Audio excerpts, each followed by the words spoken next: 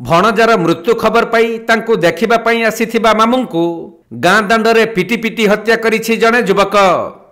कंधमाल जिला कनुआगां थाना जोगापदर ग्राम रे एहिपरि जघन्य हत्याकांड घटिथिबा बेले अभियुक्त युवक हत्या करिबा परे कनुआगां थाना को जाई आत्मसमर्पण करिछि।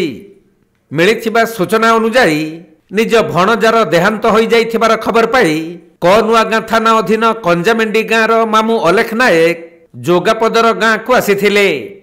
तेबे राति प्राय 2टा समय रे जोगापदर गाँर मिथुन मल्लिक नामक जने युवक कौनसी कारण को नहीं अलेख नायक को एक ठेंगारे आक्रमण करिथिला। फलरे तांको मुंड समेत शरीरर विभिन्न स्थान रे आघात लगी से रक्ताक्त अवस्था तले पड़ जाइथिले।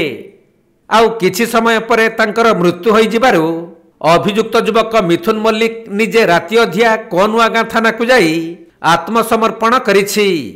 तेणु घटनास्थल को बालीगुड़ा एसडीपीओ और कनुआगां पुलिस आसी छानभिन आरंभ करिसंती।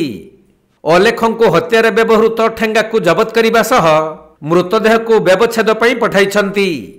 हेले हत्याकांडर कारण अस्पष्ट रहितबा बेले काहीकि केउ परिस्थिति रे अभियुक्त मिथुन अलेखों को ठेंगारे पिटी पिटी हत्या कला से नहीं अधिक तदंत चलाइछि कनुआगां पुलिस।